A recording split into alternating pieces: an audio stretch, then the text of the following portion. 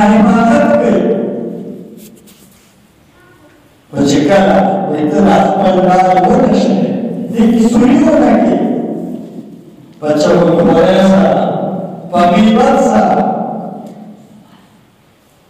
د روژې برکات به تا ته هغه حاصلېږي چې ته خپل ځان د ګناه نه بچ وساتې لکه یو سړی دی د دې مثال داسې ورکړي چې یو سړي ته ایسي لګولي ایئر کنډیشن یې لګولی دی چې کمره زما یخ شي ګاډي مې یخ شي ده د ګاډي کړکۍ کولم کړې دي شیشه یې ښکته کړې ده د کمرې کړکۍ کولم شوي دي دروازه کولو ده او ده ایسي سپیډ کې لګولی دی نو دا ایسي به ده ته فایده ورکړي ولې کمرې کولو ده کړکۍ کولو دي نو څومره یې غواړي چې پکار دی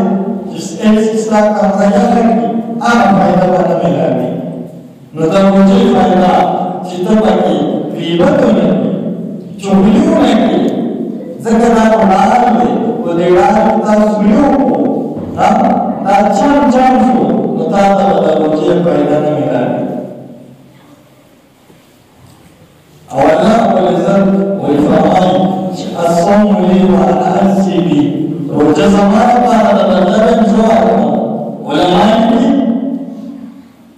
چې روژه کې ریاکار راځي ځکه انسان دې ته وځي او دا نه کوي بس روژه ماته خو چې دې د غیبت نه ځان وساتي د چغلخورۍ نه ځان وساتي ځکه یو انسان بیا به غیبت کوي چغلي به کوي د هغه د هغه مسلمان د ثواب نه کېږي چې کوم